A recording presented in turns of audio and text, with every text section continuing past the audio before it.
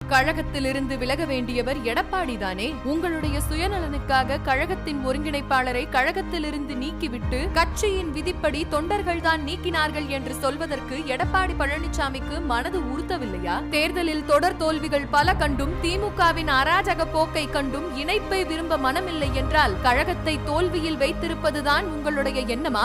எங்களுடைய உடம்பில் ஓடுவது அதிமுக ரத்தம். எங்களை கழகத்தில் இருந்து நீக்குவதற்கு நீங்கள் யார்? தர்ம யுத்தம் தொடர்ந்து கொண்டுதான் இருக்கிறது என்பதை நினைவில் வைத்துக் கொள்ளுங்கள். நடந்து முடிந்த நாடாளுமன்ற தேர்தல் மூலம் தொண்டர்கள் யாரும் உங்கள் பக்கம் இல்லை என்பது நிரூபணமானது. எந்த நம்பிக்கையில் ஒற்றுமையை விரும்பாமல் தொண்டர்களை அழைத்துச் செல்கிறீர்கள்? 31 ஆண்டுகள் ஆட்சியில் இருந்த மாபெரும் மக்கள் இயக்கத்தை இடைத்தேர்தலில் கூட போட்டியிட முடியாத ஒரு சூழலை உருவாக்கி தொண்டர்களை தோய்வடைய செய்த பெருமை உங்களையே சாரும். புரட்சித் தலைவி அம்மா அவர்களை கடுமையாக விமர்சனம் செய்தவர்களை கூட கழகத்தில் இணைத்து புரட்சித் தலைவர் எம்ஜிஆர் அவர்கள் ஆட்சியை அமைத்தார் என்பது வரலாறு. கழகம் ஒன்றிணைந்தால்தான் புரட்சித் தலைவி அம்மா அவர்களின் ஆட்சியை அமைக்க முடியும் என்பது எதிர்கால நிதர்சனம். சின்னம்மா அவர்களை ஜானகி அம்மா போல விட்டு கொடுத்து செல்ல வேண்டும் என்று சொல்லும் எடப்பாடி பழனிசாமி அவர்களே, நீங்க ஒன்னும் தனித்து நின்று இரட்டை இலையின் தயவு இல்லாமல் சேவல் சின்னத்தில் போட்டியிட்டு முதல் தேர்தலிலேயே எதிர்க்கட்சி தலைவராக உயர்ந்த புரட்சித் தலைவி இல்லை. 10 தேர்தல்களில் தொடர்ந்து தோற்று கட்டுத்தொகையை இழக்கும் அளவுக்கு கட்சியை படுகொலியில் தள்ளிவிட்ட நீங்கள்தான் விட்டு கொடுத்து விட்டு விலகி இருக்க வேண்டியவர். இதைதான் தொண்டர்கள் மட்டுமல்ல உங்களை சுற்றி இருப்பவர்களும் விரும்புகிறார்கள்.